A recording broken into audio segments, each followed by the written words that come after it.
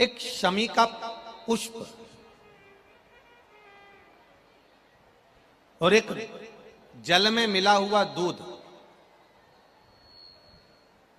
जल में मिला हुआ दूध और एक शमी का पुष्प। थोड़ा ध्यान देना कथा की ओर, बहुत भाव से श्रवण करिएगा। एक जल में मिला हुआ दूध और एक शमी का पुष्प, ये दोनों महामृत्युंजय के जप के लिए, महामृत्युंजय अनुष्ठान के लिए, महामृत्युंजय मंत्र के लिए बड़े प्रबलता का कार्य करते, बड़े प्रबलता। ध्यान दीजिएगा, जब आपको लगे कि आपके परिवार में अगर कोई दुखी है, किसी को बहुत कष्ट आ गया, कोई बहुत ज्यादा कर्जे में लदालुम हो गया और उसने विचार करा कि मैं तो मर जाऊं तो अच्छा है या मैं सुसाइड कर लूं तो अच्छा है, अब उनसे निवेदन रहेगा कि मरना मना नहीं, पर थोड़ा प्लान लेट बनाओ मरने का। हम ये नहीं कर रहे कि तुम मत मरो, पर थोड़ा प्लान लेट करो। आज मरने का विचार करा है तो थोड़ा सा 15 दिन रुक जाओ, फिर विचार करना 15 दिन बाद, 20 दिन बाद कि मरूं कि नहीं मरूं। पर एक कार्य जरूर कर कर देखना, रुद्राक्ष की माला से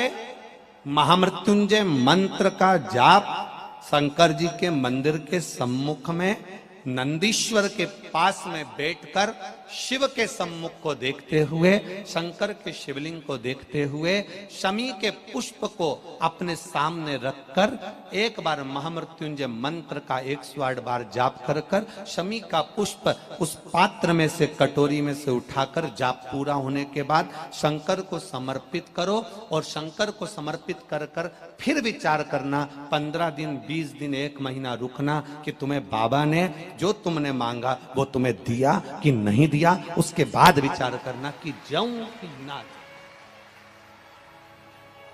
मरो मरो सब कोई कहे, मर के देखे कोई, मरो तो ऐसा मरो कि फिर संसार सागर में जन्म ना होई। बार बार मरोगे फिर जन्मोगे, फिर मरोगे फिर जन्मोगे, फिर मरोगे फिर जन्मोगे। ऐसा मरण और जन्म से पीछा कैसे छूट जाए, उसका क्रम धारण करना है। आ गया टेंशन, ऐसा कोई संसार में नहीं जन्मा जिसके मस्तक पर टेंशन नहीं आया, कोई चिंता नहीं आई, कोई चिंता सम्मुख में नहीं पहुंची, ऐसा कोई जन्मा ही नहीं।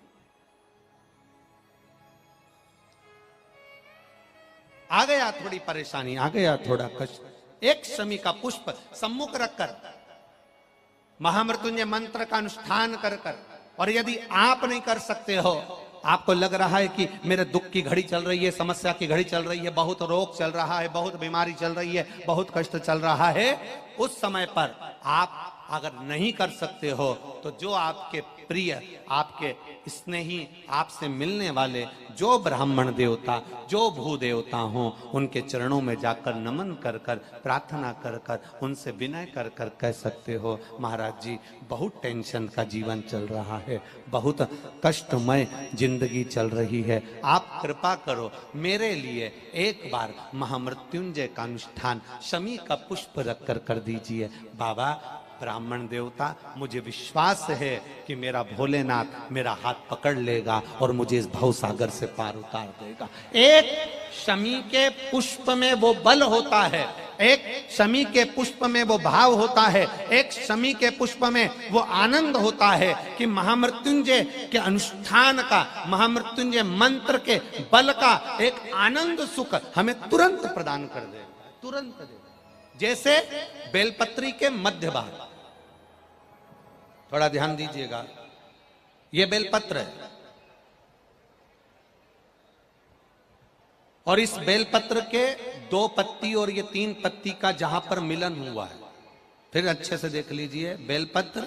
बेलपत्र की 2 पत्तियां, ये 3 पत्तियों का जहां बीच में मिलन हुआ है, उस 3 पत्ती के मिलन की जगह पर, केवल